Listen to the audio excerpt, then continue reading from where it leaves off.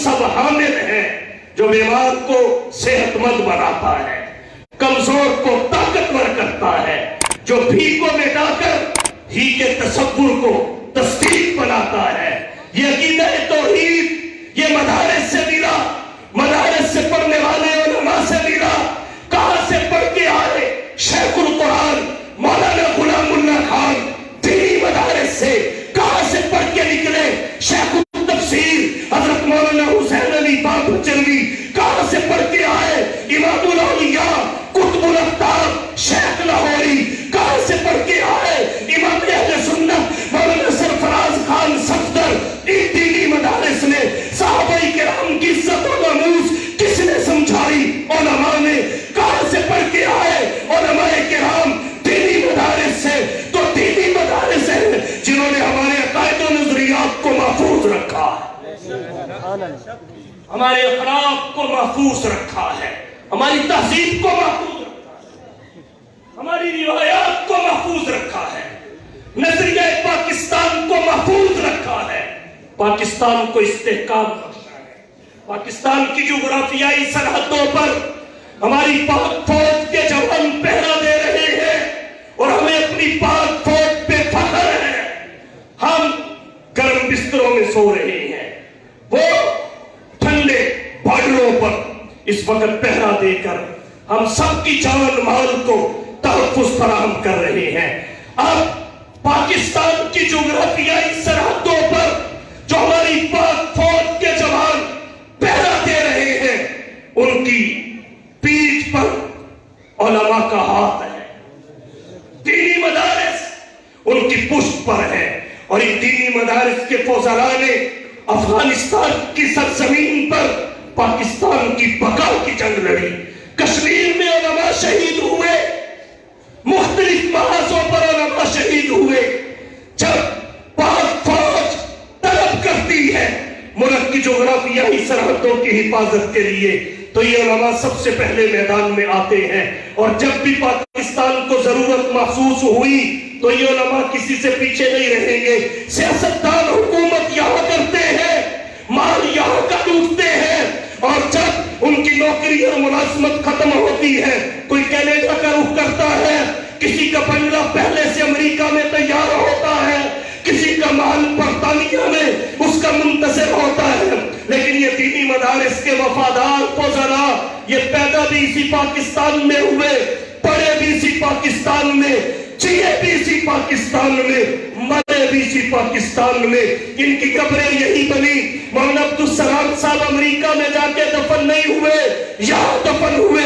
ہمارا مرنا جینا اس پاکستان میں ہے، اس لیے کہ ہمارے بنگلے باہر نہیں ہے۔ پاکستان کے استحکام کے لیے جب ضرورت پڑتی ہے علماء سب سے آگے نظر آتے ہیں، اور کہا جاتا ہے کہ یہ پاکستان کے ساتھ مخلص نہیں ہے۔ یہ تو وقت بتاتا ہے، سارے بھاگ جاتے ہیں، یہ پھر پاکستان کے لیے ہر قسم کی قربانی دینے کے لیے میدان میں ہوتے ہیں۔ تو یہ بات سمجھنے کی ضرورت ہے اوپر والوں کو بھی کہ پاکستان کے ساتھ جتنا مخلص یہ طبقہ ہے، کوئی بغیر تنخواہ کے، بغیر پینشن کے، بغیر مراعات کے استحکام پاکستان کا ضامن ہے یہ دینی مدارس۔ تو جغرافیائی سرحدوں کے جو محافظ ہیں ان کے بھی شانہ بشانہ، اور نظریاتی سرحدوں کی حفاظت کا بیڑا تو اٹھایا ہی انہوں نے ہوا ہے۔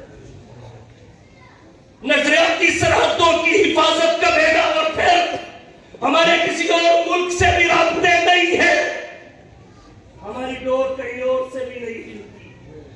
ہم پاکستان کی محبت میں کرتے ہیں جو کرتے ہیں، ہم کسی کے نظریہ کو پروموٹ نہیں کر رہے، ہم نظریہ پاکستان کو فروغ دیں، دو قومی نظریے کو۔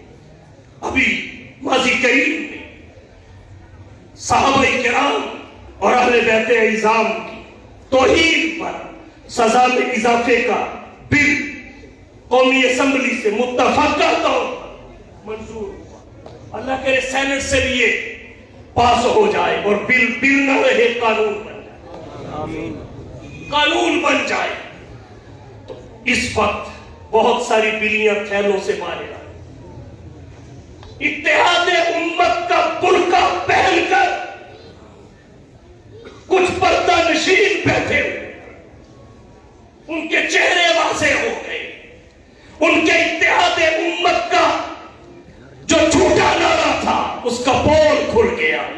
وہ کہتے ہیں یہ جو بل پیش ہوا ہے، منظور ہوا ہے، یہ الیاذ باللہ بنو امیہ کے کچھ متنازع افراد کو صحابیت کا لباس پہنا کر تقدس اور احترام دلوانے کے لیے پیش کیا گیا ہے۔ اور کسی نے کہا اس سے ملک میں انارکی پھیلے گی، داخلی انتشار ہوگا۔ مجھے بتائیے کیا گالی دینے سے انتشار پیدا ہوتا ہے یا گالی پہ پابندی لگوانے سے انتشار پیدا ہوتا ہے؟ پاکستان کا بچہ جانتا ہے امن اخلاق میں ہے، امن گالی سے روکنے میں ہے، گالی کو جواز فراہم کرنے میں نہیں ہے۔ گالی دینا اس کی اخلاق اجازت نہیں دیتا، اس کی شرافت اجازت نہیں دیتی، اس کی قانون اجازت نہیں دیتا، اس کی شریعت اجازت نہیں دیتی، اس کی وحی اجازت نہیں دیتی، آسمانی تعلیمات اس کی اجازت نہیں دیتی۔ تو کون ہے جو مذہب کے نام پر گالی کو فروغ دے رہا ہے؟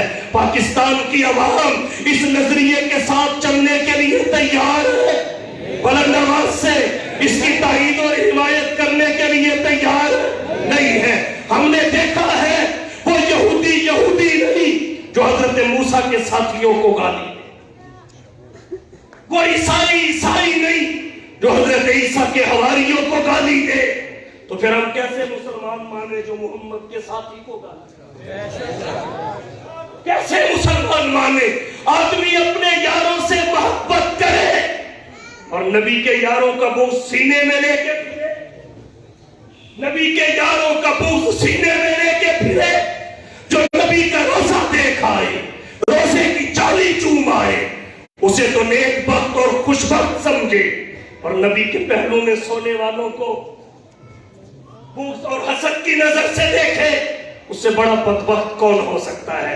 پھر کتنی عجیب بات ہے، ہم نے نہیں کبھی دیکھا سنا کہ انہوں نے کبھی فرعون کو گالی دی ہو، انہوں نے کبھی نمرود کو گالی دی ہو، انہوں نے کبھی حامان کو گالی دی ہو، کبھی ابو جہل ابو لہب کو گالی دی ہو۔ اگر گالی دے اور پھر اسے مذہب کا لبادہ اڑھائے تو نبی کے صحابہ کو، نبی کے یاروں کو، اور پھر اگر اللہ کے نبی کی آفاقی نبوت کو، عالمی اور دائمی نبوت کو، عالمگیر نبوت کو فقط نبی کے خاندان میں بند کرنے کی کوشش، فقط نبی کے خاندان والے تو مان ہی جائے گا۔ کتنا اونچا نبی، کتنا بڑا نبی، کیا اس کی دعوت کے نتیجے میں بیٹی اور داماد، آگے دو نواسے، کیا ثابت کرنا چاہتے ہو حضور کے بارے میں؟ عالمگیر شخصیت ہے، آپ کی نبوت آفاقی ہے، عالمگیر ہے، پیغام آفاقی ہے، عالمگیر ہے۔ قل یا ایھا الناس انی رسول اللہ الیکم جمیعا وما ارسلناک الا کافۃ للناس بشیرا ونذیرا۔ اور پھر یہ محبت کا دعویٰ بھی ڈھال ہے۔ اب میں کیا کہوں؟ اسلام ہے یا یہودیت ہے؟ کیا کہوں؟ نبی کے یار اور وفادار اگر ان پر سب کرنے سے منع کیا جائے، توحید پہ پابندی لگائی جائے، تو لوگ کہیں اس سے انتشار ہوگا۔ جب اس ملک میں عام آدمی کی حق کے عزت پر داد رسی کا قانون موجود ہے، تو نبی کے صحابہ کی توہین پر سزا کا قانون کیوں نہیں ہونا چاہیے؟ ملک اسلام کے نام پہ بنا ہے۔ اور کون سی شخصیات صحابہ، یہ میرا عنوان نہیں، کبھی اس عنوان پر گفتگو ہوئی تو فضائل آپ کی توجہ کی نظر کروں گا۔ وہ شخصیات جیسے سایہ اصل کے ساتھ ساتھ رہتا ہے، صحابہ محمد کے ساتھ ساتھ چلتا ہے۔ جیسے سایہ اصل سے جدا نہیں ہوتا، صحابہ محمد سے جدا نہیں ہوتے۔ فیضان محمد کی تصویر صحابہ ہے، فیضان محمد کی تصویر صحابہ ہے، اللہ کی شریعت کی تعبیر صحابہ ہے۔ گر قرآن کلام اللہ ہے شان محمد کی، تو زبان محمد کی تقریر صحابہ ہے۔ گر کفر سے بچنا ہے اصحاب سے جڑ جاؤ، ظلمات کے طوفان میں तनवीर सहाबा है। तो अगर आप सब कुछ महफूज रखना चाहते हैं तो उलमा का साथ दे, मदारिस का साथ दे, उलमा के शाना बशाना हो, मदारिस के मुआविन बने, इनको मजबूत करे। और ये हमारे मशाइख और अकाबिरीन हैं, यही है वो कि जिनके सोने को फजीलत है इबादत पर, यही है वो कि जिनके सोने को फजीलत है इबादत पर, इन्हीं के इत्तिका पर नाज करती है मुसलमानी, इन्हीं की शान को ज़ेबा नबुव्वत की विरासत है, इन्हीं का काम है दीनी मरासिम की निगहबानी। रहे दुनिया में और दुनिया से बेताल्लुक हो, फिरे दरिया में और हर किस्म कपड़ों को लगे पा। मदारिस का किरदार है। आपने नकारा आदमी ने दिया, इन्होंने सबसे काम का बना के तुमने नकार, जो ज़हीन था वो तो तुमने ऑक्सफोर्ड को दिया, वो तो ऑक्सफोर्ड को दिया, लेकिन जो तुमने इनको दिया, इन्होंने कितना पहलश करके तुम्हें दिया। इन उलमा की मेहनत है। इस वादी गुल का हर जर्रा खुर्शीद जहां कहलाया है, इस वादी गुल का हर जर्रा खुर्शीद जहां कहलाया है। जो नींद यहां से उठा है वो पीर मुगा कहलाया है। इस हुस्न जुनू के दीवाने हर राह से पहुंचे यस्ता तक है आम हमारे अफसाने, दीवारे चमन से जिंदा तक। जुड़ जाइए इन उलमा के साथ, अकाबिर के साथ, मदारिस के साथ, और जुड़ना दीजिए एंकरों को। और दीनी मदारिस और सनद के इत्तिसाल और इसनाद के बगैर अपने आप को मुफस्सिर और मुहद्दिस जाहिर करने वाले असली तालीम याफ्ता प्रोफेसरों, डॉक्टरों को जो तफसीर पे राय करके लोगों के अकायद और नजरियात बर्बाद कर रहे हैं, जुड़ना दीजिए, इनके दामन से वाबस्ता हो जाइए। अल्लाह ताला दीनी मदारिस को, उलमा को हमेशा कायम दायम रखे और इस इदारे के फैजान में वुसअत और बरकत अता फरमाए।